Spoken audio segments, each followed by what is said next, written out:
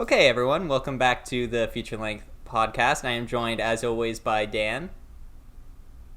Oh, sorry, I was checking my phone real quick. You're good. Sorry, good. Take it from the top. Okay. I wasn't expecting that so soon. No, I know. I switched it up. It's my own fault. I'm sorry. I was debating. I'm like, do I say it for him?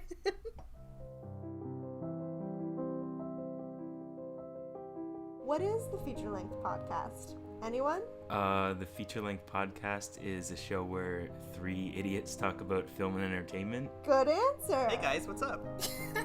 Hey, are you talking to us? Yeah. I'm talking to the voices in my head. Like, I truly don't know. It felt like a fever dream. I swear to God, I could not It sounds make so this shit stupid up. hearing that. If you're listening to this is a podcast. Welcome back to the feature-length podcast. Welcome back to the feature-length podcast. Welcome back to the feature-length podcast, a podcast where we talk about movies and TV for a feature length of time. Welcome back to the feature-length podcast, a podcast where we talk about movies and TV shows and anything that we really want to talk about because it's our podcast. I am joined, as always, today by Dan. Hey. And Carolina.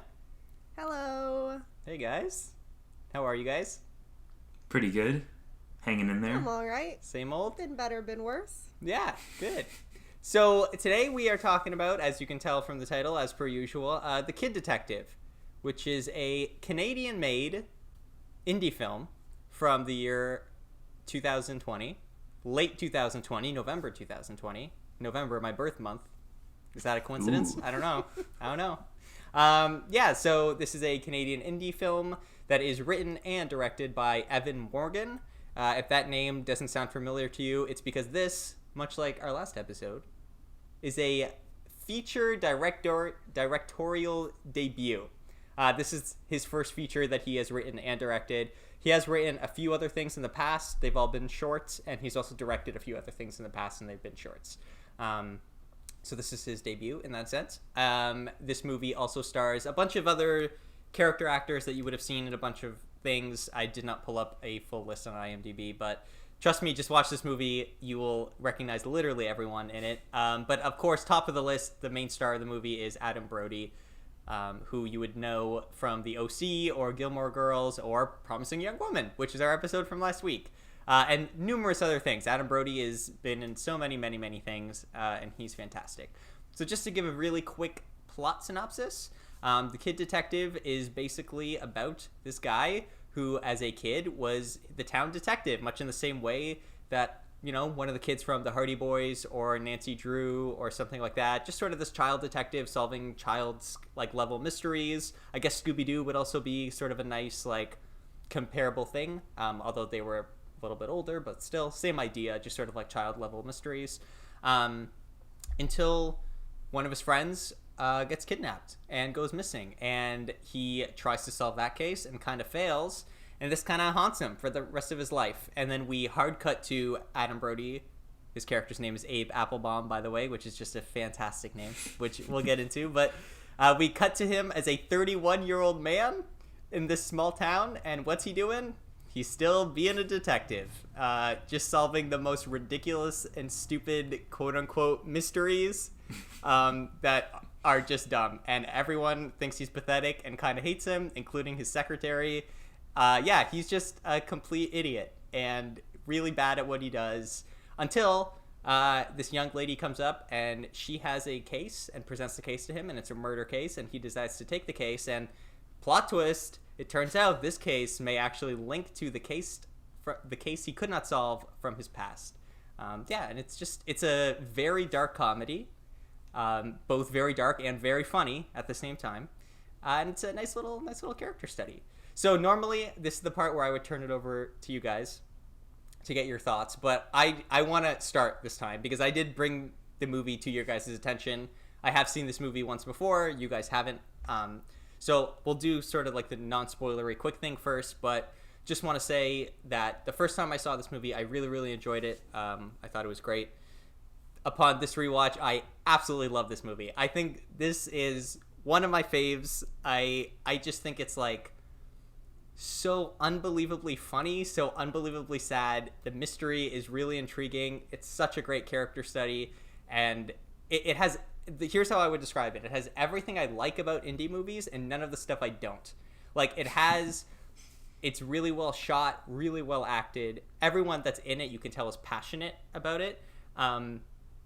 The character arc, like, everything's fantastic. But when I say none of the stuff that I don't like, what I'm talking about is, like, this super pretentious, this is an indie movie, so it's very experimental, and, like, it's not going to have an ending, and, like, you need to be okay without having resolution. Like, none of that bullshit. Like, this is a through and through movie that has a beginning, middle, and end, and it just happens to be extremely well made and Canadian made, which is cool.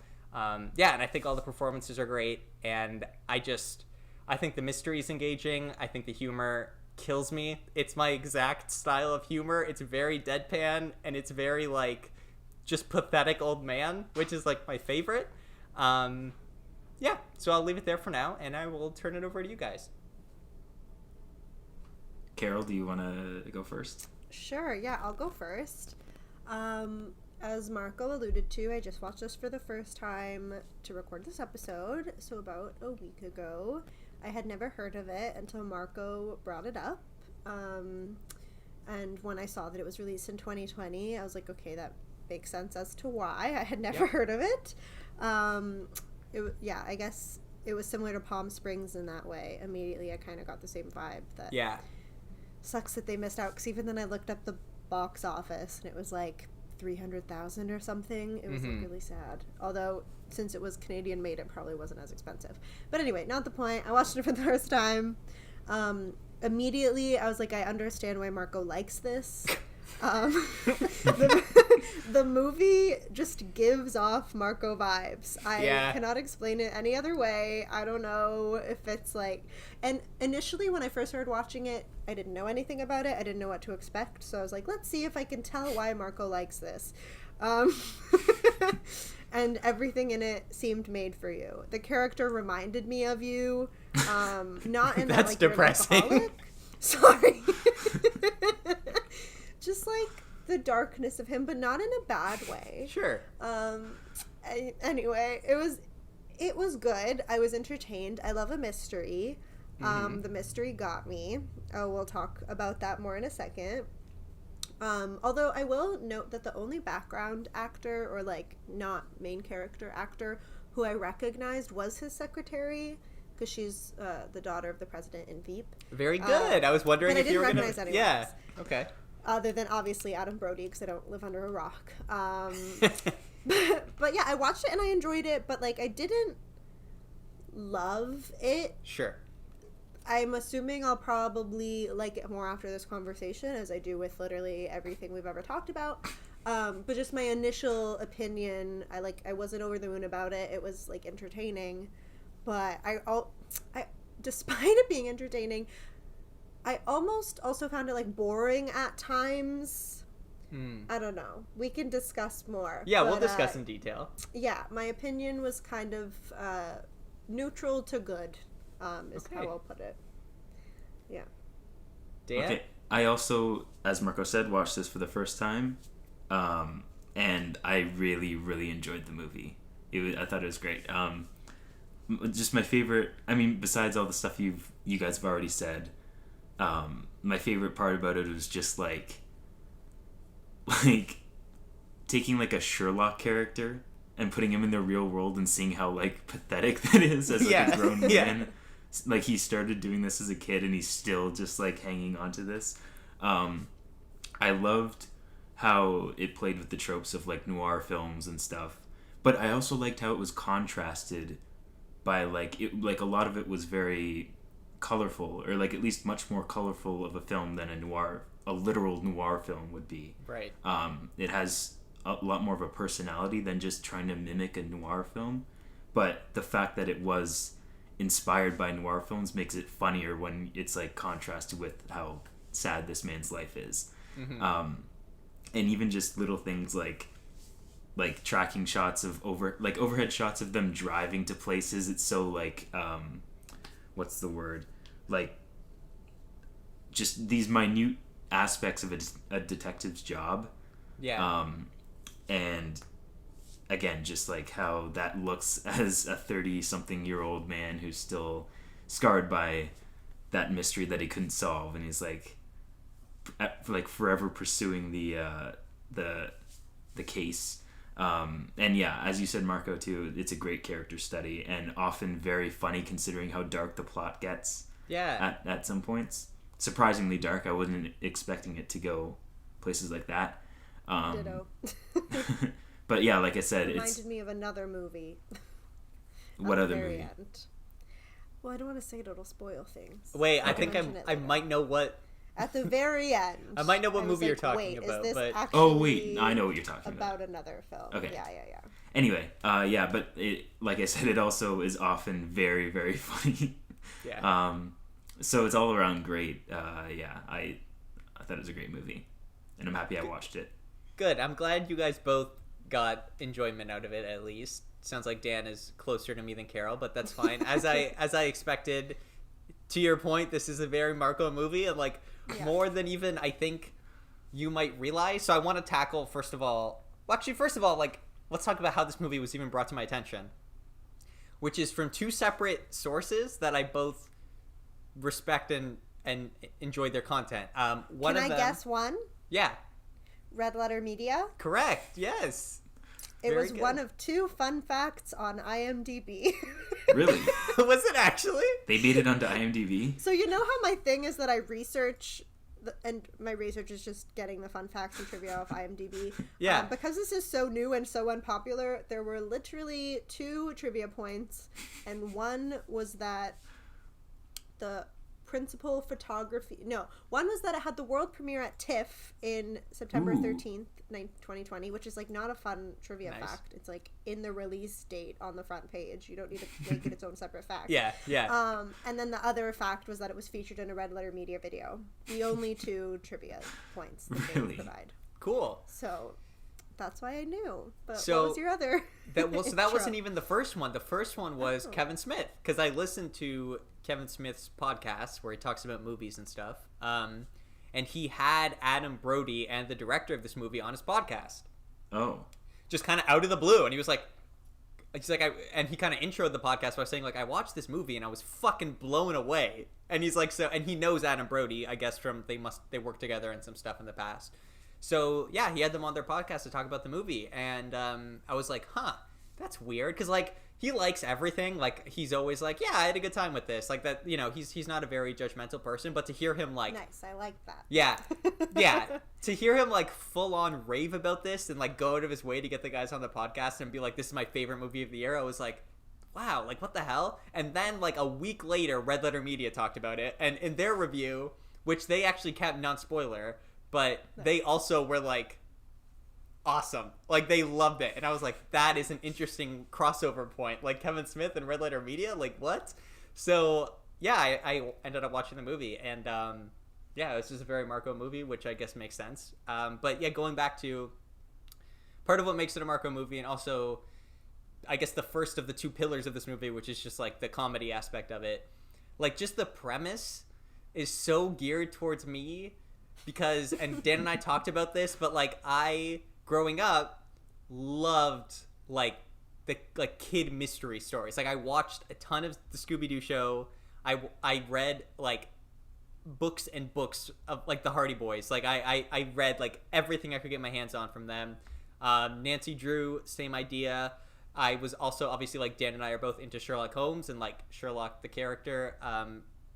I know with Dan it's more like the Benedict Cumberbatch side of it, correct? I've never seen like the Robert Downey Jr. movies, and I've never read like the original stuff. I've seen it all. Well, not everything, just the Robert Downey Jr.'s and the Benedicts. And I read just like some of the adventures. Oh, Me too. Yeah. I haven't. I've only I think I've a very cute leather-bound book of it. I don't know where I got it, but it's like kind of gorgeous. I have a nice one too. I'll send a picture when I get back to my parents. Just remind me. Let's compare. Maybe yeah, we have the same one. Yeah, so I like growing up, like I loved this genre of like just like kids solving mysteries, and it is such like a staple, and even in not specifically mystery work, but when you watch a lot of just like fiction that has kids in it, there's usually like a kid character that is like the smart one, or it's like such a staple. And so just the premise of what about that, but now he's like 31 years old and pathetic and just like can't let it go, it's just like so funny to me. And then the way that they use that, like, so full disclosure, Dan and I watched this together on the most recent watch, and like a line that made Dan and I think laugh equally hard is like when he's at the dinner table talking to his dad and he's like, how many cases have you even solved? And he turns on him and he's like, I've solved over 200 mysteries. And just like the use of the word mysteries as a 31-year-old man is like, so it's just that is my humor. That's like quintessential like my humor, just like pathetic. God, it's so good. Real quick, do you think you could come up with a short list of other Marco type, like you said this is such a Marco movie, do you have any other immediate like things to compare that you could also throw on that list?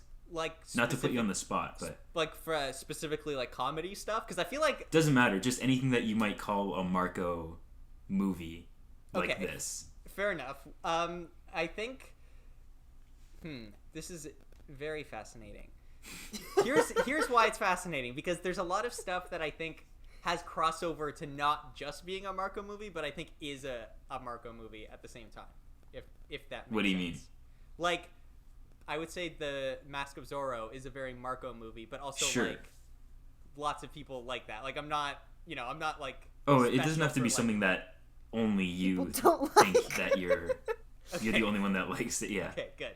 Yes, I would say like Mask of Zorro is a very Marco movie. I would say even The Princess Bride is a very Marco movie. Like that's top of mind right now. But also like the older I get, the more I'm like, yeah, this is a very me piece of work. I would also like to talk about kind of the humor in this though, and why like it very much is like Curb Your Enthusiasm humor of just like a pathetic person. Which it's the mundaneness. I feel bad that we just keep saying, "Oh, this man's so pathetic." His whole life. Well, that's kind of the point, though. Like, I know. That's why it's so funny. That's the funniness of it, and that's like I think anytime you tell a story where someone's pathetic, like I laugh so hard at that. Like that's my favorite. That's part of why I like My Cousin Vinny. But I would say even like the 40-Year-Old Virgin, I think is funny. Like Steve Carell is just so pathetic in that movie that I haven't seen that movie in so long. Me too. I feel like that's even The Office's whole thing. Yeah. Totally. Sure. Yeah. Totally. Oh my God. Yeah. Totally. Yeah. So like all that stuff was I think very quintessential Marco stuff in terms of it's humor. What you find content, funny. Or yeah. What are some of your guys' standout like comedic moments in this? Okay. Do you want to go first, Carol, or do you need a minute? I'm looking through my list. Oh, this is like very teenage boy humor, but it really got me. And I don't even know who said it, but I just have like the quote back and forth. Someone says, "This guy has no idea what he's doing." Oh, it's when they go to interview the dead guy's like friend who works in a kitchen or something. And he goes, "This guy has no idea what he's doing." And Adam Brody's professional detective response is, "Yeah, well, your dad is gay." Yeah. Because he investigated his dad like the week before, which was also just a hilarious like tie-in that it just happened to be his house. Yeah, and also that's when I started wondering. I was trying to place, for like the first half an hour of this movie, I was trying to place what year it takes place in. And it turns out it's just like modern day.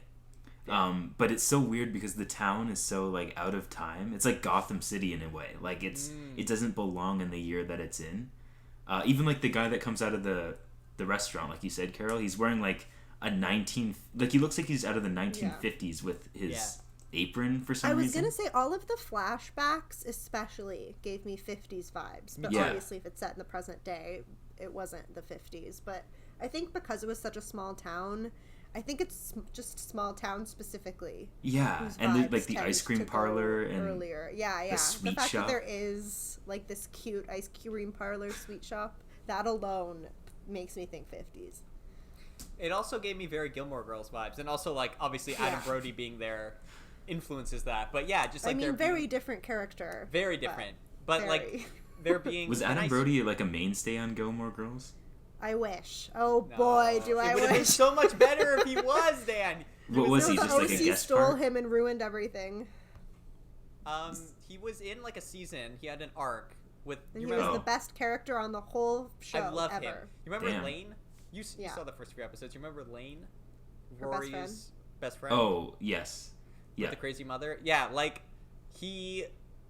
they like start to have a relationship basically, but he's like the best character. Like he was so good, and then they had to write him off the show because he started working on the OC full time, and then everything that happens with Lane after that, not everything, but like long term, what happens with Lane after that is just Most not of it's very satisfying. Yeah, so it sucked when they got rid of him, but I wouldn't have guessed just from those first few episodes that Lane had like an extensive arc.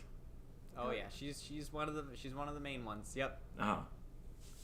Other jokes? Yeah, I like the very subtle joke of like you get free ice cream for life, and then like he's literally still going there to get free ice cream, and like even he's ashamed of it. He's like, yeah, thanks, and then he just leaves. One of my favorite jokes I think is when they're being tailed.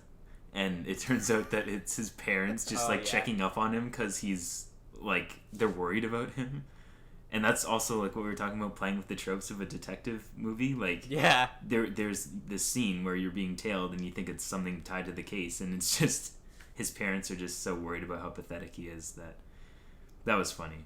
So good. Oh, also speaking of like random actors in this, his mom is the mom from the Santa Claus movies, so we should just point that out. Oh, I did not get that connection. His dad looked familiar too. Yeah, they all sort of do. I don't know where he's from, but the mom is definitely from the Santa Claus movies. So another like subtle running joke that I really appreciated was one of his mysteries as a kid involved someone being blamed for something or not being blamed for something because he was allergic to peanuts, and ended up being like Clive.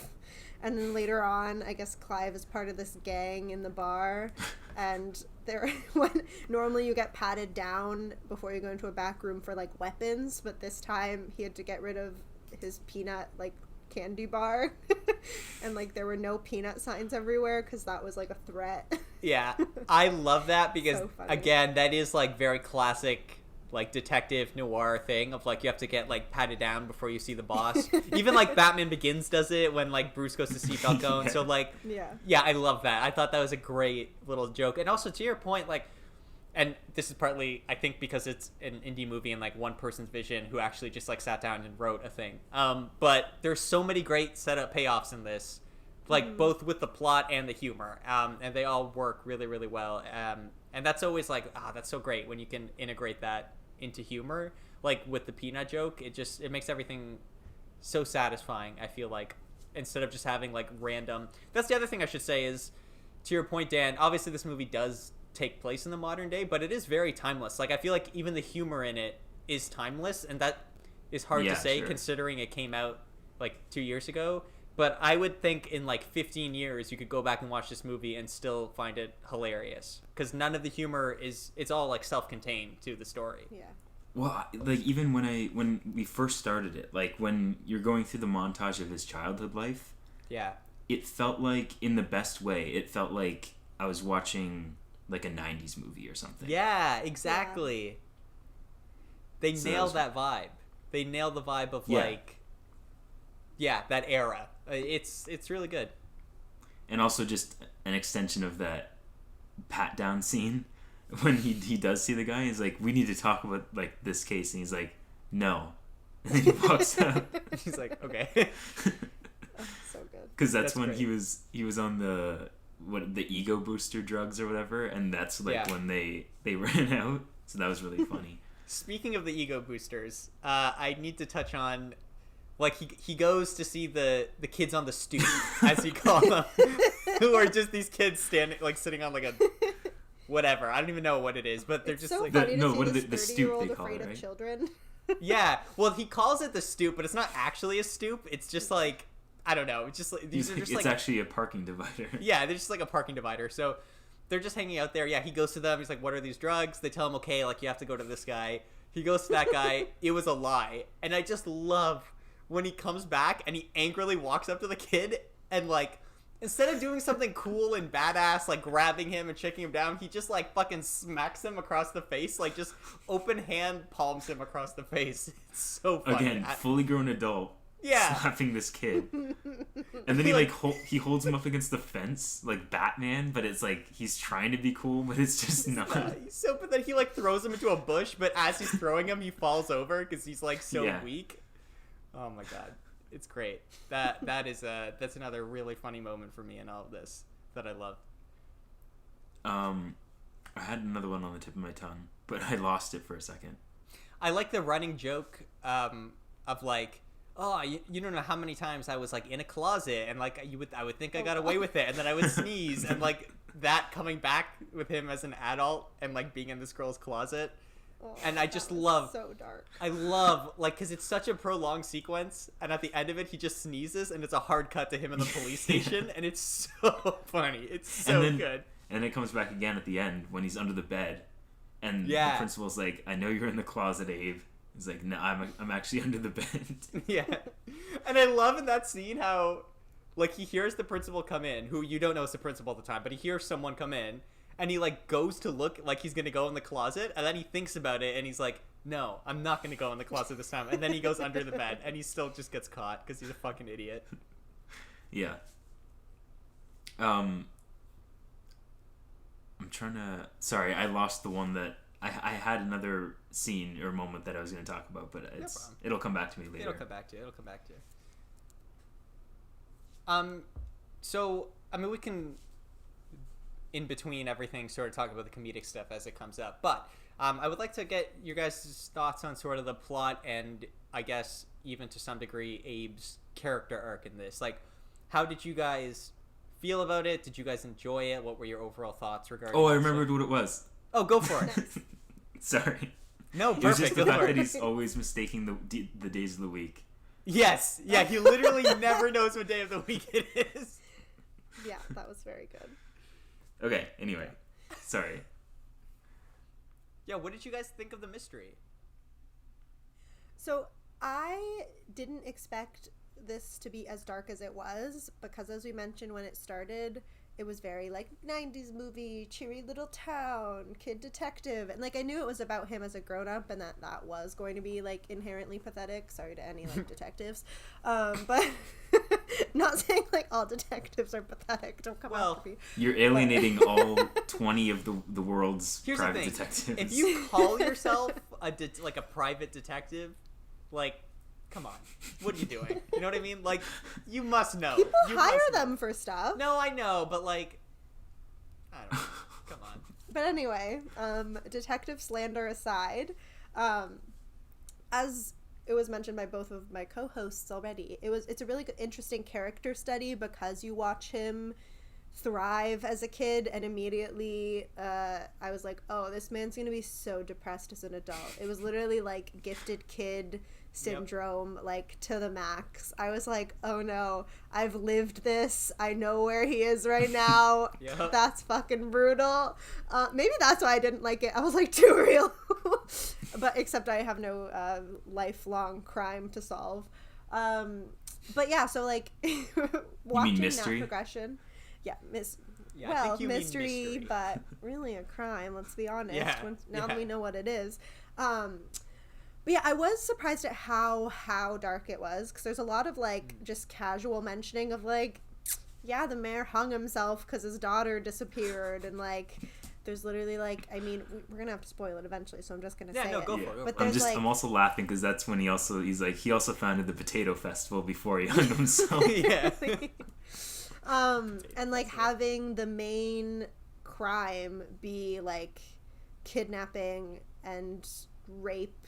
Yeah. And, like, having a child with her. And so the movie we were alluding to before is that the end was essentially, like, The Room. Like, that was the crime that happened. You mean Room? Oh, right. Sorry. I always mix the two up. I never know which is which. Not the horrible movie. The very dark movie with Brie Larson and Jacob Tremblay, obviously. Yeah. Can you imagine if they just hard cut to, like, The Room style film? That would be wild. I mean, that was an indie movie. That technically is an indie movie. You are correct. Yeah. Yeah, and so that was something that the whole time I was like, I can't believe it's this dark. And obviously I was like laughing alongside it all throughout, but I was like, damn, they really went there and like had it involve some of the most heinous crimes that this child was trying to solve. Yeah, see, so talking about the darkness a little bit, and this is something, obviously, it's like knowing where it was going, watching it this time around, I was trying to pay a bit more attention to, like, oh, how, because I remember still enjoying it, and I was like, how did they do that? And it really is, like, I think so well, not just written, but I also think edited. Like, it's one thing to have it on paper, but it's another thing to actually sit there and put the movie together. And the way they very subtly, like, drop these moments of darkness throughout the movie, so that way when you get to the ending, I mean, it feels dark, but it doesn't feel, like, out of place. It's more just like, oof, that's heavy. Because, there have been so many of these, like, moments, and then, but there's such great comedy around them that it doesn't, like, sit with you too much. So, like, whether it's, the mayor hanging himself, but obviously, again, that becomes a joke, because, like, the daughter becomes this, like, goth chick who just fucking has raves at the office after hours, I guess, and, like, a lot of that stuff, but even, that's not the mayor's daughter. Yeah, it is. Isn't it? The mayor's daughter was kidnapped. No, but I thought... Was the new mayor, maybe? No, because the mayor's daughter was his secretary when he was a kid. Right? Yeah, but then she was kidnapped. Is that the same girl that gets kidnapped? She was the one in Room. Oh, gotcha. Okay, sorry, then the new one. Sorry. But, I mean, you could still be right, because it's probably hasn't been the same, because the mayor kills himself, so it's a different mayor, right? Sure. Yeah. But do we know if the new mayor's daughter is, again, see, that's probably where I'm confused, because maybe I think it might be, and I think that may be where I can... That's kind of funny, actually. Okay. He always employs a mayor's daughter. The mayor's daughter, yeah, but the mayor's daughter in this case is like a fully grown woman. Yeah. Like, anyway. Well, he can't have a child working for him now. No, but like the whole thing, the whole facade of it is like so stupid. Yeah. Like, it's so done. But yeah, just the way, but even like watching it back, like the very first scene of the movie is the girl getting kidnapped. Yeah. I was just going to say that. So I think like the darkness that it goes to in the end isn't, it's definitely not out of nowhere, like you said. You know from the beginning, even if you kind of forget along the way because of the humor parts, it's in your mind that like it started there, so it's got to get back there eventually, right? So yes, it does a really good job of that exact thing of like, hey, like most of this is going to be funny, but don't forget, like we have the capability to go here, and then when we do go all the way there, it doesn't feel completely out of place. Did you guys, like, in terms of it being a mystery, did you guys see the twist coming at all? I didn't. The only thing I suspected, which isn't really predicting the twist, but when Caroline was like saying she lived with her grandparents and like was describing that both of her parents died in a skiing accident, and then you saw the photos, I was like, okay, Caroline does not live with her grandparents, and the whole story about her parents is bullshit. Obviously, I never guessed it was the horrible love child of like this principal molester, but I did know something was up with her and that she was lying about her past and her family, but I didn't know why. I was like, did she kidnap the kid? She wouldn't have been alive. How is she involved in that? But I'm late to pick up on that sort of stuff, so even that I didn't really question it. For really? Me, that was just backstory. You thought that her parents were both professional skiers? I thought that was just like a character. Died? Well, I mean, I didn't think too much about the skiing thing. I thought her having dead parents was like a character building thing, and that's all it was. I just didn't look into it any more than that. So I definitely didn't see it coming that first of all the principal was the rapist slash abductor. That totally got me. And that she was the daughter of the child that went missing. Yeah, I also didn't see it coming, although. Yeah, like with Carol, I think that scene with Caroline, the first time I saw it, I was kind of like, okay, that's kind of weird. But then we move on from it, so I just was sort of like, whatever. I don't know. Like, who cares?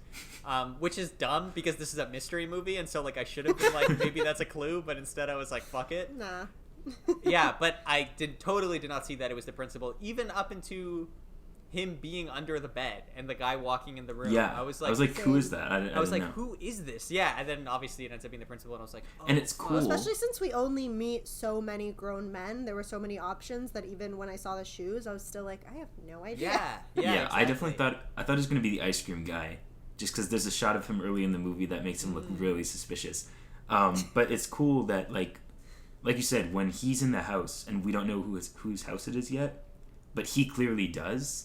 Yeah. That's cool retroactively looking back that, like, when he entered the house, he had a true suspicion on this guy that we didn't know about yet. So that makes the reveal that much more, like, whoa, totally. Like, where did this come from? Totally. I think, and that's also, like, just cool filmmaking, I think, because, yeah, like, you're one step behind the protagonist, but you're like, trying to catch up. So it adds that level of, like, intensity almost to the scene where you're like, oh my god, what the fuck is going to happen? Like, this is crazy. And also, though, it does, again, retroactively, because when he's trying to break into the house, he, like, checks the window, checks the door, everything's locked, so then he just smashes the basement window. Yeah. And I remember the first time watching it, I was like, okay, fucking Abe. Like, that's not cool. Like, I know you're a detective, but, yeah, he obviously... was really confident. Exactly. He, like, knew at that point. He had figured it out, so that makes sense. Actually, yeah. I am looking through my notes, and I guess I did... guess it a second before it happened, and I don't even have a recollection of it, because my notes say, Rory Beans didn't steal the fundraiser money. OMG, was it the principal? Whose house is he at? They have the naked tiger photo. Ah, it is the principal. So, I got it at some point before the reveal, but not much before. Speaking of Rory Beans, though, that is another great setup and payoff that, like, Abe goes to this bar and Rory's always beating the shit out of him, and he's like, yeah, it's because I fucking caught him red-handed, and it takes the bartender being like, dude, he didn't do it. He didn't do it, yeah. Like, you ruined his life. That's great because, one, it's just it's yet another example of how, like pathetic his judgment was back in the day. He's still hanging on to that judgment in his job today and his character today. And also it moves the plot forward of, like, oh, if I have to rethink that, I have to rethink my whole way of doing things, and that's what leads him to the principal's house in the end, right? Yes, and like, and this goes to, I think, my larger thing that I love about the character study part of this, which is to what Carol said sort of at the beginning of this discussion, is that at, like, surface level, throughout the majority of the movie, it is just about basically a burnt out gifted kid, which I think to some degree, like, all three of us, not that any of us are necessarily, like, gifted, quote unquote, but, like, we all did really, really well in high school, and then we got to university and we were like, our lives fucking suck, and now we're just adults that have a podcast, so, like, you know, maybe we so we're doing great. Yeah, like, I think we all can relate to that a little bit, and just that, like, in and of itself was, yeah, part of the fun for me of, like, haha, like, he's this burnt out gifted kid, like, I get that feeling, but also... Okay, I think also that's, like, partially why he reminded me of you. Yeah, not fair enough. because he's, like, actually, like, sad. Sure. But, yeah, like, and so watching it pretty early on, sort of, like, when he's getting the ice cream and he's, like, poor and whatever, I was like, okay, like, I get it. Like, he's kind of, like, out of the game and he's going to get this new mystery and he's probably going to solve his, like, old case, and then he's going to, like, feel good about himself again, and it's just going to be a very traditional kind of arc. But what I love about the arc is that it turns out that not only does he not get to become, like, a sick detective again necessarily, it's more like he has to realize that he was never a sick detective, because, like, basically his biggest success in life was a setup for the sake of being able to commit the crime. And that's what I love about the ending that I think is so cool, is that the whole ending is sort of like, we see everything that we see from the beginning of the movie, but we see the version of it that he would want, where, like, his office is full of people, and, like, his secretary has so much respect for him now, and his parents have so much respect for him, and, like, his house isn't a mess, and yet the last shot of the movie... Because he hired a cleaning lady. He hired a cleaning lady, and he has money, and yet the last shot of the movie is him just, like, crying, uncontrollably crying on the couch, and his parents are like, what the hell is wrong with you? And it's like, like only he knows that he's a fraud at this point, but in like learning that he's a fraud and like accepting that, he also is given everything that he would want prior. And so it's like this like really cool dramatic irony of like, oh, you don't even like, I don't deserve this. Like I've come to the conclusion that I don't deserve this, and now I'm getting all of this. And like, yeah, I think that is such a fun little twist to have it not just be the regular character arc of he's gonna solve it and then feel better about himself and then his life's gonna be great. It's like, nope, actually that's not true. Actually, he was always just kind of decently smart, and he was never like anything overly special, and he just has to like come to terms with that. I think that's a very interesting way to end the movie. Well, yeah, like I've been thinking a lot about that last shot of him crying, and I think you're definitely right. It's like he's just now realizing that all the stuff he did, all the mysteries he solved as a kid, was like, it was almost patronizing. Yes. It was the town almost giving him these, like, they could have easily gone to the police, but they're giving him these chances, and he didn't realize how privileged he was. None of them were really like crime worthy, except for the fake stealing of the money and obviously the kidnapping. But some of the other ones were like silly. Yeah. So him like solving it was kind of just using logic. Exactly. They were very, like, he thought he was like so cool for doing it, but they were very, very like petty and low level and stuff. So him growing up realizing like actual crimes that need solving and adjusting to the real world of like crime was interesting. Well, and I also think it's so well done with kind of one of the metaphors that's running through this movie is the idea that like, oh man, this town, like it really went to shit like since the kidnapping, and how like everything used to be great, but now as an adult he's always like, like look at this place, it's all gone to shit, everything's a mess. And it's like the realization again that like, oh no, it's just always kind of been this way, but I was just a kid. And, like, I didn't understand that. And now I'm an adult. Now I've, like, grown up. And that's, like, real life. You don't realize how shitty the world is as a kid until you grow up and realize it's always been that way, but you just had no idea. Exactly. But he's just looking at it with those, like, rose-colored glasses of, like, I was a detective and, like, everything was great. But, like, yeah, he needs to, like, literally his arc in this movie is just to grow up. Which is, like, it's very good. I really like that. But also, one more thing reflecting on the crying shot at the end is... It probably was also partially because the one real crime he solved was so heavy. Like, this person worked for him. He was close to her. And to find her now completely stunted, locked in this room, like, he found her and, like, obviously she was afraid of him. Like, that's just, like, trauma, obviously. So probably just like the weight of that, and because it was like shortly after he told his parents about like another like news site that picked up the story or something. Yep. So it is probably some like crazy cognitive dissonance to like be so highly praised and revered for this like yeah, it's great, obviously he found her, better than not, but like for uncovering something so dark.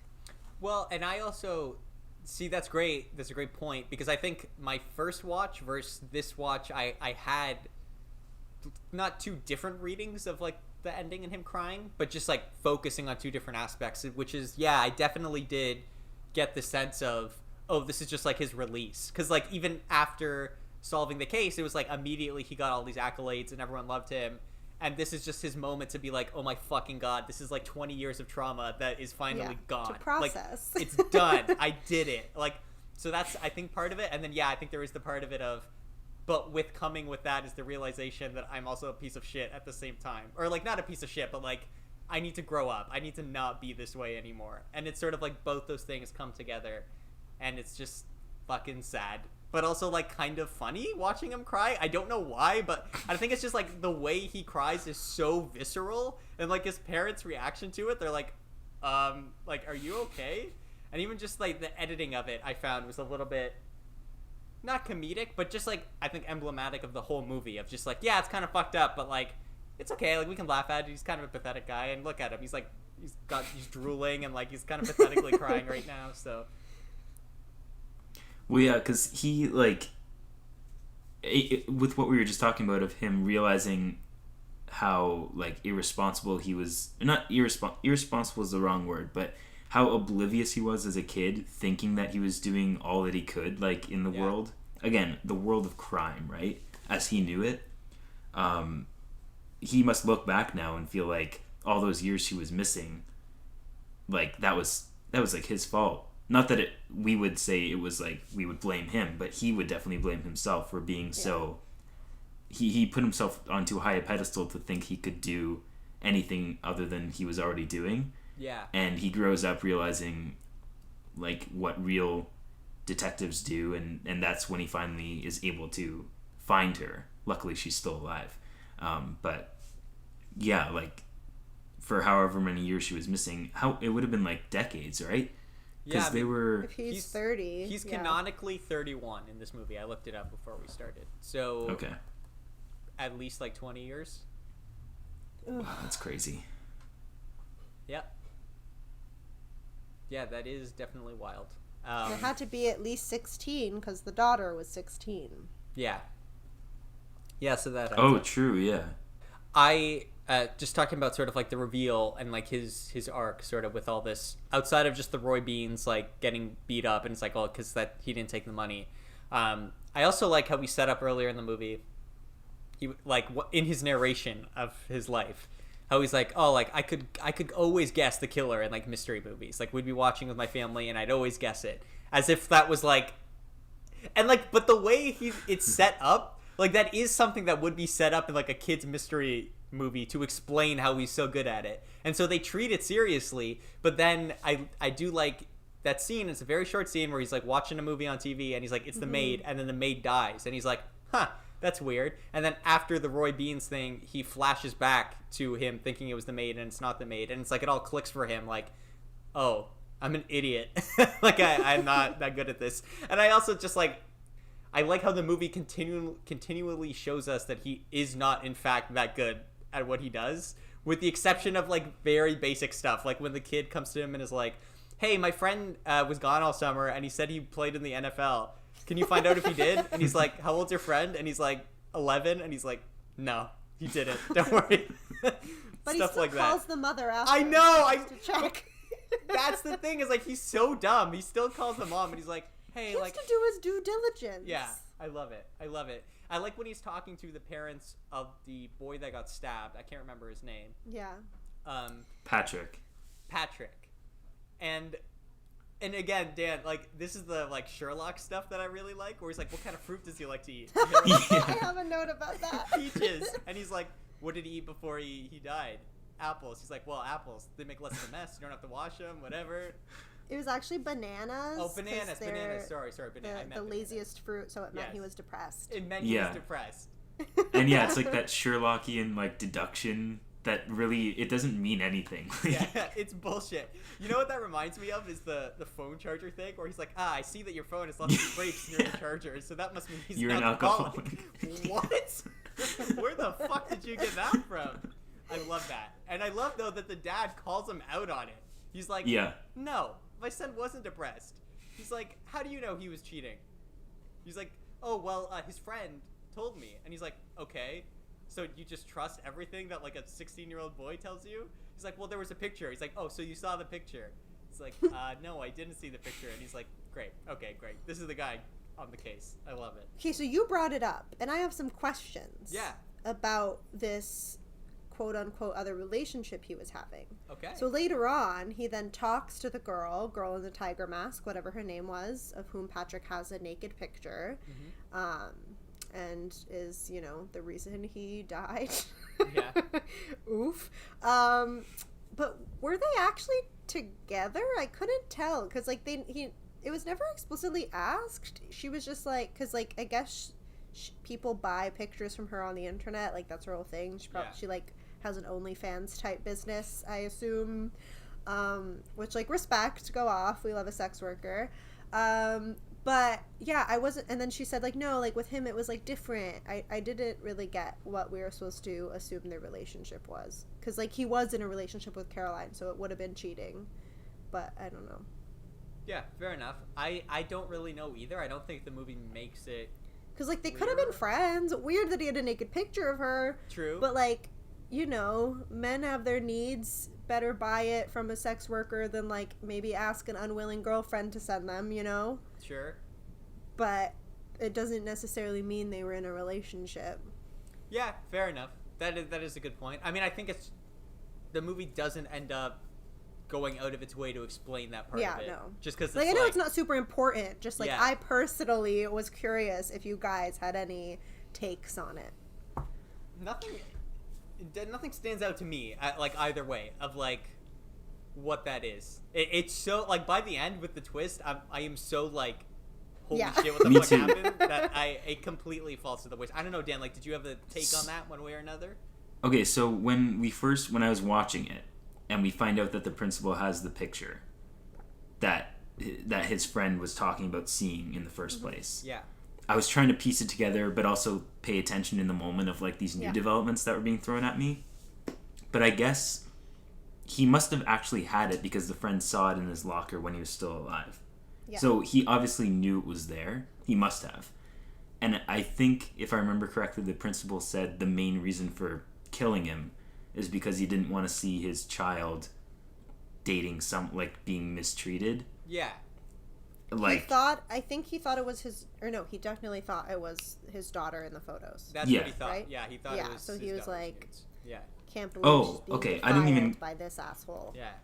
I didn't even get that. I thought you're probably right, but I assumed it was he saw the photo, and even if he assumed he was cheating on her, either way he didn't want her disrespected in one way or another, so he killed the guy who was dating his daughter. That's how I put it together in the end.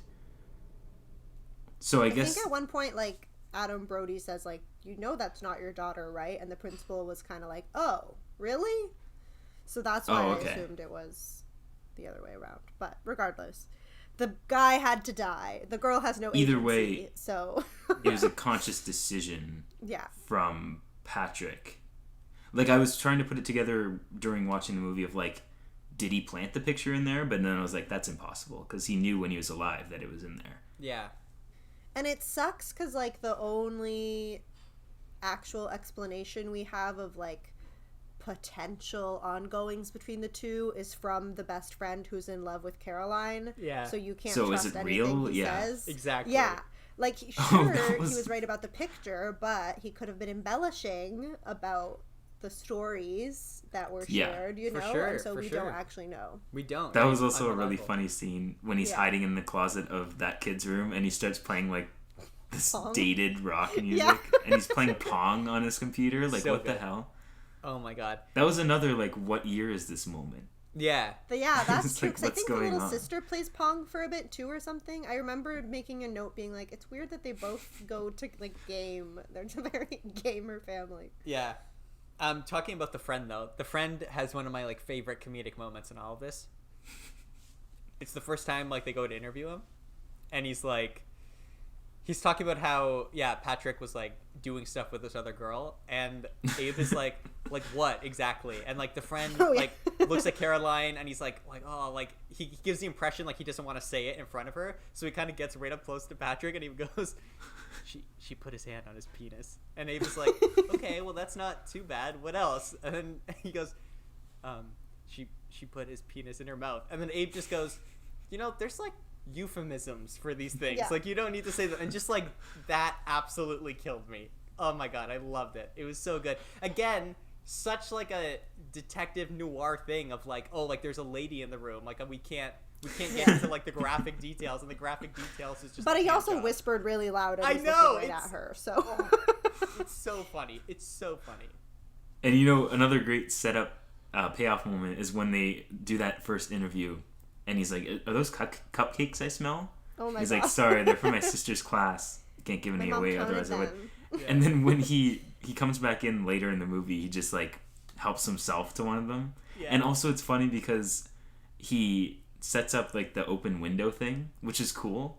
I thought that was really cool. But then when he comes back and enters the window later, it's the clumsiest looking. He's so clumsy in doing it. He falls in. It's just so unprofessional, and it's just really funny. He's such an idiot. Abe Applebaum. What a great name. What a perfect name for this character. Who names their kid Abe anymore? I know. It's short for Abraham, so yeah. Abe. That's weird. But you remember it. Well, it's just the alliteration of it. It's so...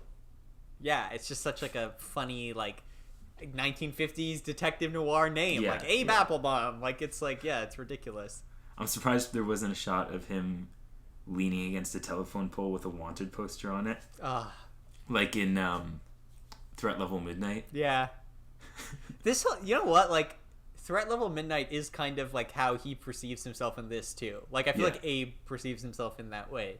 God, that's such a good episode of The Office. It's so good. That is my humor. That is 100% my humor. It's just like delusional, pathetic person. I wanted to discuss just the idea of overnighters at school. That was What's that weird. all about? Yeah. What a crazy underground scene that was going on in there. That made me think almost like the writer-director must have known kids that did that or something, because that is so weirdly specific, and like, why would anyone do that? Okay, so should we describe what overnighters are? Sure, just in case. So this movie presents us with the subculture, as it calls it, of overnighters, which are kids who go into the school on the weekend and like just hang out there at night, just in the dark, unlit school. It's like a social thing. I've never heard of this before. People who like it's weird. Skate and like play sports. Some just like or just hang out in the halls. Like, it's kind of everything. Yeah, it's very confusing. I've never ever known anyone that has ever done that or wanted to. I will not give any details, but I know of people who like broke into shut down elementary schools, but not like their own high school. That's one thing, is to break into a school that you used to go to that is closed now. Yeah. Give us details. Like, it was still just to like play basketball. It was like very lame. But like tell us, we can bleep their names out. We've done it like 3 episodes in a row. We bleep people's names out. So well, okay, so all the bleeps go here, but you're editing it anyway, so yeah, that's a note to myself. Yeah. But it was primarily like the group of, you know, our favorite person, like oh, of course like people like went to hang out, like they literally just played basketball and like ran around the gym of the place. It was super random. What school? I don't even remember. Because like I'm pretty sure like everyone you named went to different grade schools. Yeah, no, definitely. I don't know if it was anyone's specific grade school, but it was just they just chose one that they found out how to get into pretty reliably. So they went there. I also love that there was a beep from last week that's the same bleep from this week. Ooh, a mystery. That's a hint. Ooh, let's see if we can figure it out. Anyone that's listening to these that went to high school with us 100% knows who we're talking about, by the way. Yeah. Like, without even, like, even last week when I said it, you guys were like, yeah, that was the person I was thinking of. Like, there's no way. Like, after you said it, I was like, oh, it couldn't have been more obvious. Yeah. Yeah. Of course. But anyway,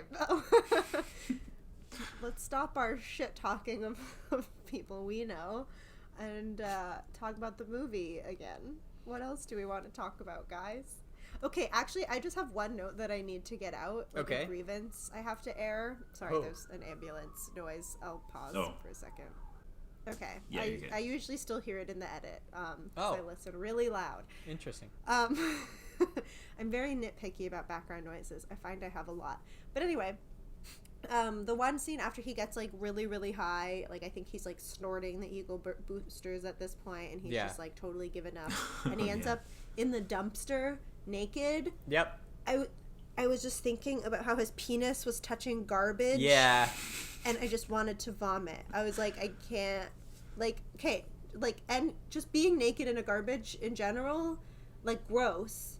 But I think just seeing it, I was like, your private parts, so much dirt, so gross. I couldn't get over it. Very like, it was, gross. like, funny, but it was also just, like, very viscerally disgusting to me to think about. Also, like, this character's so pathetic, like, it should have been full frontal and he should have had a small dick, you know? Like, I'm just gonna put that out there. That would have been way funnier if he just had, like, a micro penis. Like, that would have been... Oh my god, stop Come on, it would have been funny. Look, I have a bone to pick, which is, like, I am so sick of fake male nudity and stuff.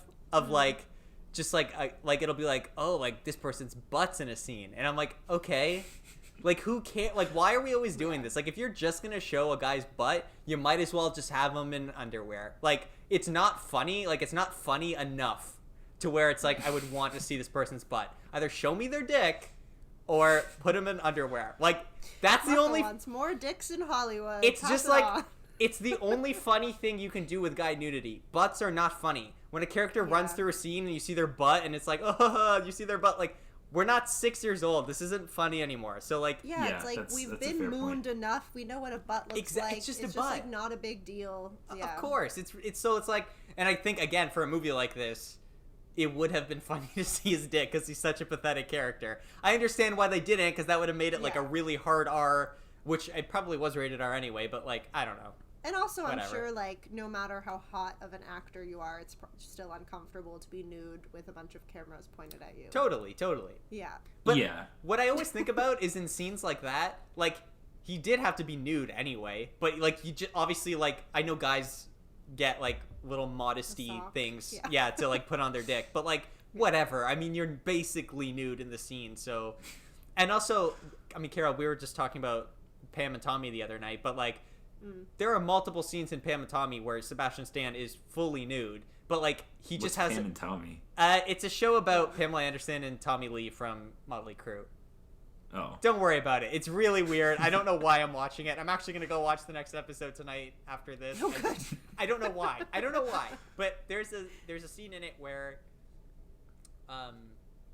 Sebastian Stan is nude, but Tommy Lee had a famously really big dick, so Sebastian Stan has like a prosthetic dick that can like move around and talk and like talk. What? And you know, did you say talk? Yes, Jay from Big Mouth. Do you know that actor? He's been in a lot of stuff. I forget the actor's name. He does the voice of the dick. And like Sebastian, there's one scene where after he's Which one's Jay from Big Mouth? The guy that fucks the pillows. Nick Kroll? Not Nick Kroll. Not Jason Mantzoukas? Yes, him. Yeah. Yes. He does the voice of the dick, and there's a scene after Tommy Lee has met Pam Anderson where he's like in his hotel room and he's naked and he's just like talking to his dick about how he loves Pam Anderson. What the fuck? It's a very weird show. I did not expect that based on the trailer. I haven't watched any of it, but it is a very weird show. But my point in all this being, they even when guys do full frontal, they give them prosthetic dicks. So like, who cares? Like, just put on a prosthetic dick. No one will see your actual dick. You're good. Just, you know, it's fine. But whatever. Weird scene, seeing his butt in a garbage. And you're right. It is. My first thought was also, that's gross. Like, that is horrifying. It was also out of nowhere. Yeah. Like, well, because it like, cut from the partying to, like, him waking up in the garbage naked? Yeah. Yeah. This movie is spectacularly edited. Like, I know we talked about it. Yeah. Like, from a story perspective, but from a comedy perspective, oh my god. Like, the comedy editing in this is fantastic. Like, there is so many great... Yeah, it's like 21 Jump Street level editing. Just like it's hard funny cuts. You mentioned that. I have a note saying that just, like, this movie in general reminded me of 21 Jump Street. I think simply because solving a crime in and around a high school. Yeah. But, you know... Yeah, and also, I think a lot of the humor, is also based in, like, the patheticness and the, like, childlike attitude from a 30-something-year-old. Yes. There are definitely similar themes in both the movies, so, yeah, well, it's and a even comparison. Yeah, like, both of them, like you said, Caroline, like, both of them are high school-centered mysteries. Mysteries, cases. and both of them present you with, like, a modern... revamp of what high school life is like. This one suggests that even though it didn't turn out to be totally true, that like the nerdier kids who do better in school are actually like the ones who are involved in like these drug operations now, like to lay low under the radar or something. That felt very 21 Jump Street-esque of like reinventing how you think about of subcultures within a high school. Agreed. For the modern day audience. Agreed. Yeah, do either of you guys have any topics you'd like to cover about the movie? Well, I just wanted to... We've kind of briefly talked about it already, but I wanted to point out how, like, well the cinematography was shot. Yeah. Just in general. I've already mentioned, like, my favorite... one of the things that pops out the most for me are those overhead car shots that really give the movie some, like, extra personality. But just all around in general. It's it's like you said, Marco, it's an indie movie that doesn't take advantage of being an indie movie and blame its indiness on, like, well, we didn't really have a budget to make it, like, look professional or anything. No, it looks professional, and it doesn't flake out on the story, like, at all. It's very engaging. Just because it's an indie movie doesn't mean it can't have all of its bases covered like this movie. So yeah, and that was, I think, to some degree, I mean, a little behind the scenes here, but, like, the theme of these 3 episodes that we're doing, like Promising Young Woman, this, and then next week's episode, is the idea of, like, yeah, they're all indie movies, but they're all just very well made, great cast, great acting, great writing, great direction, you know, the whole thing, great cinematography. Because I do think, yeah, you're right, like, there are a lot of indie movies that I think use their indiness to, like, be bad. As a crutch? Yeah, it's like a crutch. And I like that these aren't that. I like that these clearly are, just from a budget perspective, indie. Like, they don't have tons of money behind them, but they're still, like, made with so much artistic integrity, and, like, the people doing it know what they're doing. Although, to a certain degree, again, both the movies we talked about were writer-director debuts, so, like, I mean, kind of knew what they were doing, but also, like, big leap of faith. But they both turned out really, really well, and I'm excited to see. I hope this guy, like, goes on to make more stuff as well. So, yeah. Yeah, well, both of these movies, this one and the last episodes, they're indie by definition only, in that, like you said, the budget, and also, like you said, the directors were first-time debut directors. That's, like, really the only thing, because these movies, if they had come out, like, in, like, the 80s or 90s, nothing really would have separated them visually or otherwise from just any other mid-budget release.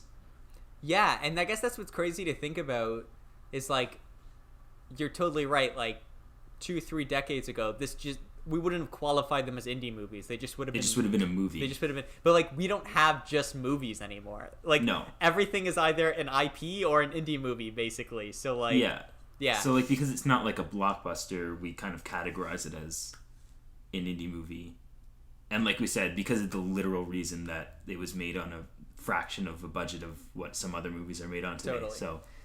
And also, it's, you know, Canadian made, and, like, everything Canadian made is kind of indie because nobody really gives a shit about stuff. So I meant to mention too, we talked about Room and how similar the ending was to this. It wasn't that also a Canadian production, also an indie movie? Ooh, was it? Was it? I think I think the director was Canadian. Nice. Let me double check on that. Yeah, I was gonna say, I have no idea. And I also think it was filmed mostly in Canada. Yeah, that's the thing. Everything that's, like, Canadian made is automatically indie and no one ever hears of it. But at this point, like, half of the shit that's filmed is filmed in Vancouver or Toronto. Yeah. Because it's cheaper. Yes. Because it's not LA or New York, which is just ridiculously priced. So we have our knockoffs. But for something to qualify as a Canadian production, there has to be a certain number of aspects that are Canadian. Like, it has to be, for example, like, the director, the producer, and the writer, or, like, the shooting locations and the writer and the producer or something. There has to be, like, a percentage that belongs to Canada. Also, I do appreciate that this was shot in Ontario, because, like you said, Carol, like, a lot of stuff is shot in Vancouver, and I feel like Vancouver is starting to look very, like, samey now, where I'm like, this was shot in Vancouver. Like, this was clearly just shot in some random town in Ontario, which adds that level of personality to it. And also, like... Yeah, I don't know where. Principal photography was in North Bay, but I don't know if they shot in North Bay. It wasn't one of the 2 facts on IMDb. So. Yeah, IMDb needs to get a handle on their facts. Wait, but IMDb also says where the shooting locations are. Oh, it does?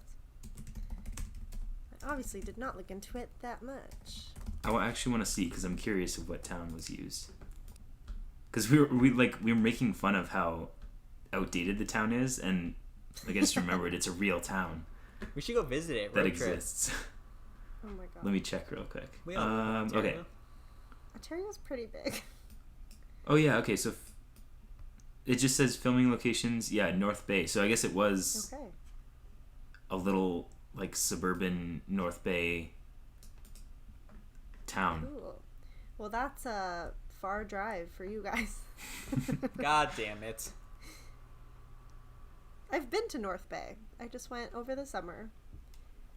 So Is that like in the Muskoka area, or am I completely off? No, it's quite a bit more north. Oh. It's kind of near Sudbury, if that helps. I wouldn't have guessed by the name. Because I stayed in North Bay to be able to attend a trivia night in Sudbury, and it was like a half-hour drive. Yeah, or something like that. Nothing like crazy long.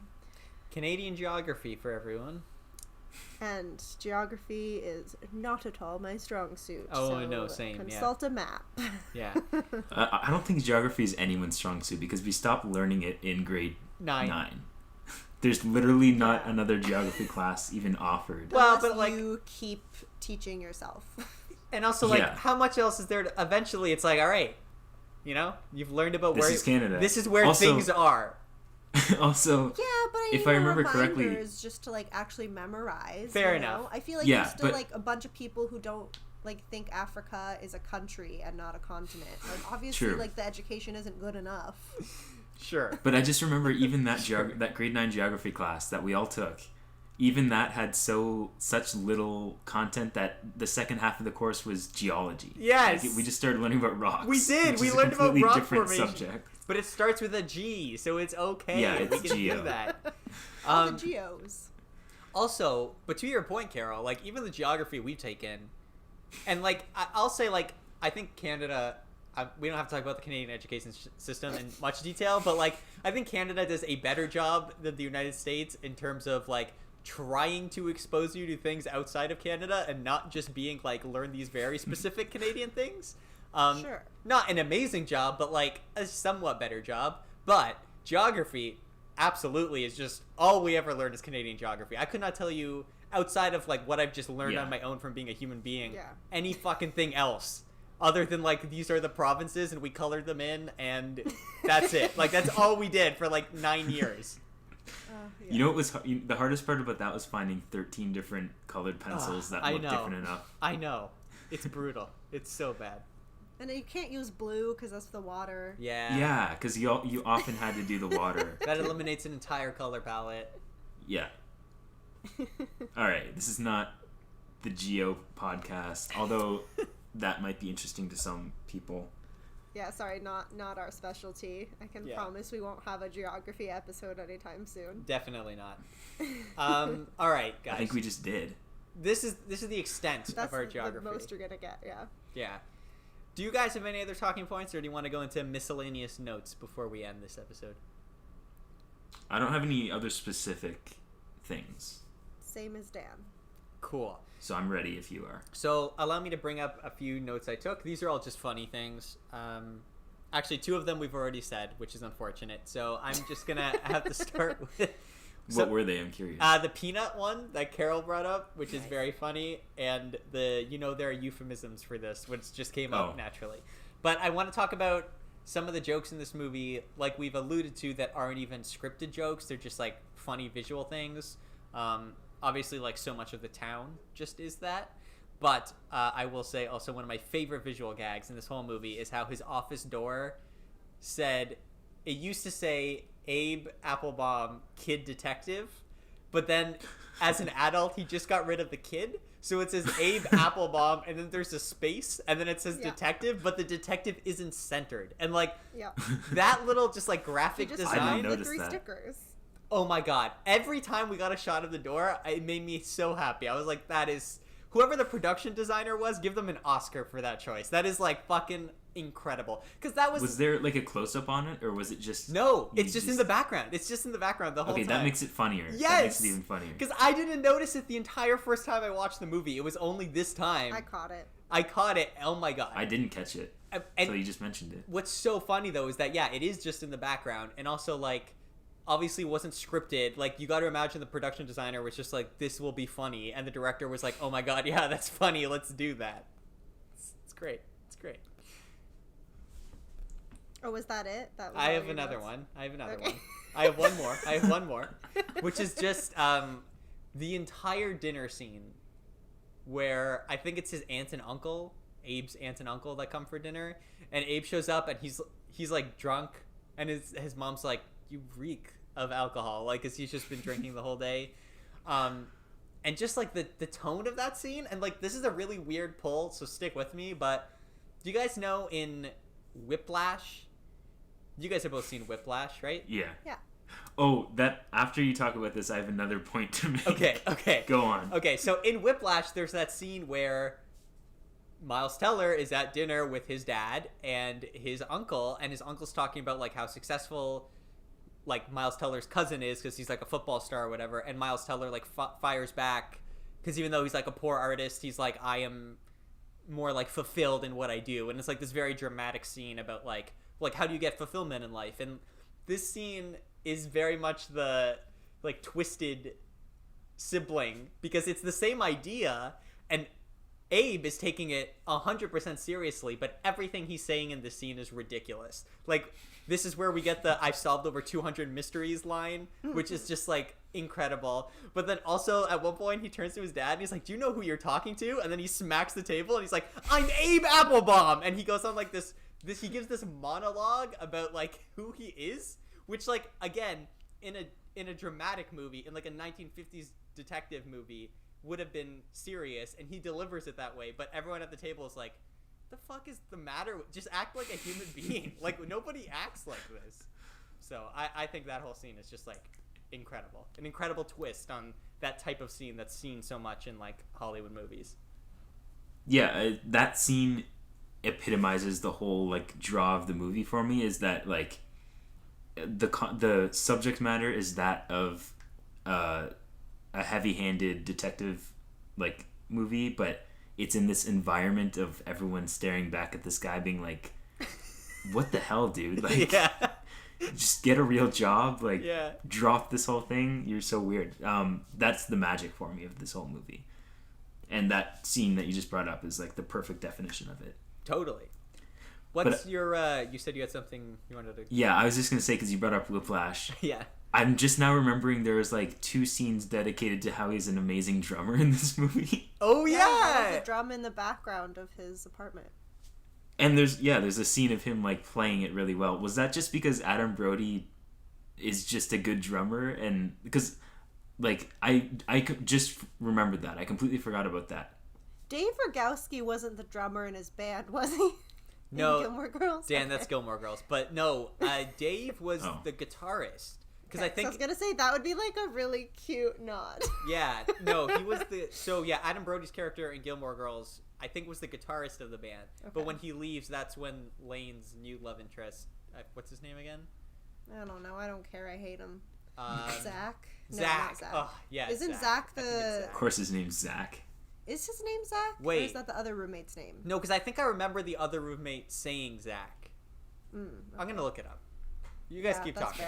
We do have the internet at our disposal. I don't know. Yeah, we never look at stuff, but I'm going to look it up. Well, anyway, I didn't mean to... all I wanted to say was that I completely forgot about how... I thought that was going to go somewhere. Not that it's a complaint or anything. I just think it's really funny that there were like 2 random scenes just dedicated to... another way to show he's gifted, I guess.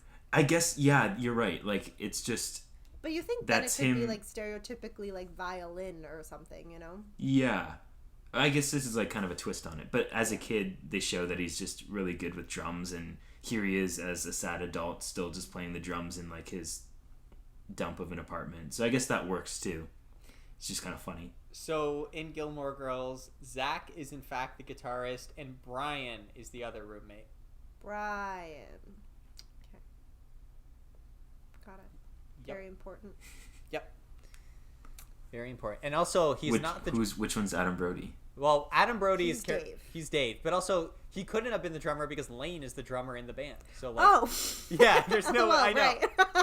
Right. This article I'm reading shows Lane on the drums, hilarious. And that's why I was like, oh yeah, there's no way he could have been the drummer. Oops. But, oh well, we tried. Do you guys? I'm all out of miscellaneous stuff. So do you guys have anything? I always have weird miscellaneous notes. First one, at the very beginning of the movie, we are introduced to him as an adult, and his pee smells. Yes. Later revealed to smell like fish. Why?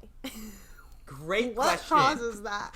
I don't know. And here's I'm having a weird Mandela effect, Carol, because for some reason I had remembered in the Red Letter Media episode that they did talking about this, that they had brought that up. Okay. But I rewatched it this time, like yesterday, to prep for this, and it didn't come up. So I was like, that's very weird, because I remember someone bringing that up. So I kind of want to go back and listen to the Kevin Smith podcast with Adam Brody. Okay. Because I think maybe they brought it up there, and maybe it was like something that got deleted, like a setup to a payoff that got deleted in the edit. That's the only thing I can think of, because it is like very explicitly said, and like I don't know why, because like it doesn't really imply anything in particular other than like, well, yeah, because like I understand that it's kind of just to show like how gross and sad he is, but like it is like unnecessarily specific. Like, he forgets to brush his teeth later. I feel like that's good enough, you know what I mean? Like, we don't also need fishy pee. Also, like, it didn't even have to be like the joke could have just been about his pee smelling bad. Like, the fact that they say fishy, like, right? I would think we would get a payoff to that somehow. So there's got to be a deleted scene somewhere. But I don't remember this. It's very early in the movie. Like, yeah, I mean, like, it's not a big plot point. It's just something I focused on. It's like when he goes to the bar the first time, I think it's like the first thing he says. He's like, hey, like, is it normal when to have your pee smell like fish? Oh, I do. Okay. I remember that. Yeah. Also, another just like big ups to whoever did the props. When Caroline comes and he forgot the day of the week and was late, she's like, it's okay, I was like reading a magazine, and it's like this like old, super dusted over, crusty magazine that's clearly from like the 90s. Yeah. I don't even know if she was able to read it. It's like so faded, but that was very good. And I like, she's been sitting in the waiting room this whole time. And I like when he goes, there's some good stuff in there. Yeah. You should Good. I do have a point, actually. I don't know if you would consider this miscellaneous, but sure. I really like how it's a joke at the beginning of the movie, how the mayor's wife, or the ex-mayor's wife, I guess, the former mayor's wife, hires him to find the cat, right? Yeah. And then it turns into this really sad thing of like, just please find my cat, I'm lonely. Because she's the one who also lost her daughter in the kidnapping. And now her husband has like hanged himself, and it's just, all these curtains are pulled back, and it's just, you realize how sad the situation really is. And then it also comes back later after the mystery's solved, where he's like, I found Miss Gulliver's daughter, but I'm pretty sure her cat is dead. Yeah. Well, even he calls her and he goes, hey, I found her, and she goes, you idiot, like, my cat's a boy. I love that scene. I think that was great. Such a good scene. I think Adam Brody absolutely kills his part of the performance in that scene. Yeah. Just like, I cannot fucking believe, like, again, like we touched on, this like trauma that's been weighing over me. Like, it's done. Like, I found her. I can move on with my life. Yeah. Yeah. And also a little detail near the beginning of the movie, there's a B-roll shot of a black cat walking along a street, which is probably, it had to have been a reference to her cat. Interesting. Because like she says it's a black cat, and the fact that they fun. But yeah, that's all my miscellaneous notes. So okay, nice.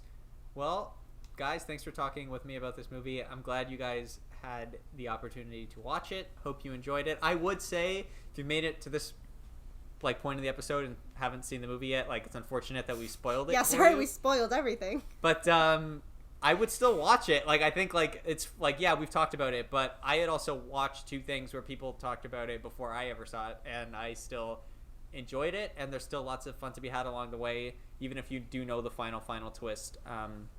Yeah, I watched it again knowing the final twist, and I still really enjoyed it. So yeah, I would say this is a really strong recommend from me. And also, like, as is the theme with all these episodes and leading into our next episode, which is drumroll Ingrid Goes West, although I think we already had announced that. But whatever.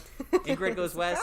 With all these movies, like, watch them. They're just really good. Go support, like, good, not IP movies from people that just, like, had a story they wanted to tell.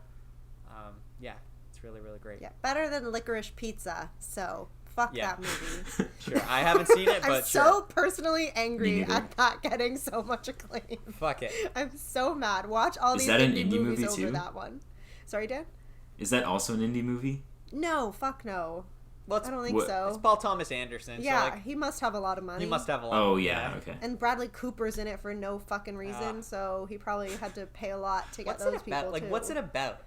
Bro. Oh, my God. What could a movie called Licorice Pizza be about? It's about... That isn't the obvious. One of the Haim sisters, Haim the band, it's her first time acting. Okay. She is a 25-year-old just working for, like, a photographer, like a photo-taking company. And so they're doing school portraits. This takes place in, like, the 70s in Los Angeles. And at this just, like, portrait-taking session, she meets this kid who's, like, flirting with her. And he's, like, an actor, like a kid actor. Okay. And he tries to pursue a romantic relationship with her. And she keeps seeing him. And so it's literally just about their relationship over time. And a lot of other random shit happens for no reason around that general plot. This sounds awful. Yeah, and Bradley Cooper, like, the actor kid, like, starts a bunch of businesses, and, like, Bradley Cooper's in it as the boyfriend of Barbara Streisand. So I guess some, like, real famous person. I don't actually know. I didn't look into that part. But he's also, like has anger issues and is a sex addict. Like, it's so bizarre. Anyway, it's not good. It's, like, beautiful, like, to watch, but, like, dumb plot. I mean, also just, like, very problematic. There's, like, random-ass racist jokes. I don't know. Oh! Do not recommend. That would be... Yeah, they have... It's, like, a really popular character actor. Fuck, I need to look it up because you guys will know him. Okay. But he literally, like, he's this business owner who owns an Asian restaurant, but he's, like, white. And he keeps marrying Japanese women, even though he doesn't know Japanese, and, like, talks to them in Japanese, like, in English with a horrible, offensive, like, Japanese accent. And it's like, this movie was made this year, and, like, it's not like some, like, quirky, like, we're making fun of them to be, like, meta woke. Like, it's so bizarre. Sorry, I'm still looking it up. I just can't talk and type. No, it's okay. I looked up licorice. I looked up licorice pizza, and I'm just getting a lot of pictures of food. So that's fair. Oh yeah. Also, Tom Waits is in it randomly. What the fuck? I know. Sean Penn, really don't know. Also problematic. Very good. Who? Sorry, Sean who was that? Penn. Yeah. Oh. Oh, John Michael Higgins is the guy who does the Asian accent. Oh, he sounds familiar. This is one of his known for movies. He's in Pitch Perfect as one of the judges alongside Elizabeth Banks, if that yes, I know this guy, yeah. But yeah, he has small bit parts in, like, almost everything, so You've seen him at some point. I'm very confident of that. But anyway, that's not important, and, like, this isn't the Licorice Pizza episode. I never want to do a Licorice Pizza episode. I'm just saying it's horribly overrated. We never will. And dumb. Okay. I'm seeing, though, there's someone with the last name DiCaprio in this movie. It's not Leo DiCaprio. I just didn't think anyone else had the last name DiCaprio. Yeah, it's cool because So it's also the son of what's his name, Hoffman, who died. Oh, Philip Seymour Hoffman. Oh, it's his son's in it. Nice. Too bad it's a bad movie. He is actually young. I like that a little bit better, but anyway, yeah, down a Licorice Pizza rabbit hole, but nice. Oh, the Licorice Pizza iceberg. Movie too. Okay. Okay, Carol, I have two questions. Actually, I have one question for you, and then I have one question for all of us before we wrap this up. Okay. Okay, my question for you is, in classic previous episodes of this podcast fashion, have we increased your liking of this movie over the conversation or not? Yes. Yeah, absolutely. Nice. Very good. I was gonna say it, but then I was like, I don't know, it's to be expected. I feel like I don't even have to say it. I've never I mean, maybe with Mother, I hated it more after talking about it, but pretty much in every other case. I think we all hated it more after talking about it. I like the movie more after we discussed. Okay, good. Nice. Now, I would just like to jump off something you said, and maybe we can all go around and say the scene of this movie that reminded us the most of me, since apparently the character in this movie reminded you a lot of me. Carol, we'll start with you. Oh, no. You can't put me on the spot like this. At some point when he's holding beer, Jesus Christ, okay. This is very niche, but it was literally even a physical reminder, not even your personality, but I just remember at one point in the film he was holding a bottle of beer and I was like, kind of looks like Marco. Nice. But yeah, sorry, I don't have a better answer off the top of my head. No, that's fair, just alcohol. That is a very good answer. Just for the record, Marco is not an alcoholic. No, I don't think he's an alcoholic. We joke about it, but yeah, I'm not. It's all jokes. We really, as a group, I think, drink very little in comparison to other people our age. Oh, yeah. Yes. Yeah. Totally. Do you have one, Dan? Yeah, I think I would go with the setup of, thinking he's so clever about the window thing, leave the window open a crack in case you ever need to break back in, and then cut to when he actually does crawl back through the window and it's just really clumsy. Yeah. It's he thinks it looks a lot slicker than it actually is. That is me. I don't know why. In every aspect of my life of trying to plan for something and yeah, it works, but also oof, that did not turn out how I thought it would. I think for me it is very much the dinner table scene of just him taking something way too seriously that no one else gives a shit about. That is just the most me vibes I got watching the movie, where I was yeah, I've been this person at a just shouting table. about something dumb. Yeah, shouting about something no one cares about. Yeah, I've been that person. So yeah. Well, just out of curiosity, sorry, were you going to say something? Nope, I was just going to go into the outro. So yeah, go ahead. Okay. Ask your question. Do you have an example of a conversation that at a dinner table that got like that? Oh, I mean, just anything about Batman ever. Batman, okay. Planet of the Apes, The West Wing, just go listen to an episode of this podcast that I hosted, and they basically all have that energy to them. So there's always a moment in the edit where it's oh, we peaked. Yes. It's Marco shouting about something. Yes, 100%. This podcast is in fact, most of this podcast is me just being him in that scene. So I think it's just giving you an environment to be able to do that. Yeah, I think the listeners will appreciate that. So thanks again for listening to the Feature Length Podcast. If you enjoyed this episode, it would mean a lot to us if you liked this video, give us a rating and review. If you want to stay up to date with the latest episodes of the podcast, you can subscribe to our YouTube channel. Make sure you hit the bell to be notified when we post a new video, or follow the podcast on Spotify. If you want to connect with us directly, you can follow us on Instagram at FeatureLengthPodcast, or even send us an email at featurelengthpodcast@gmail.com. Catch you on the flip side.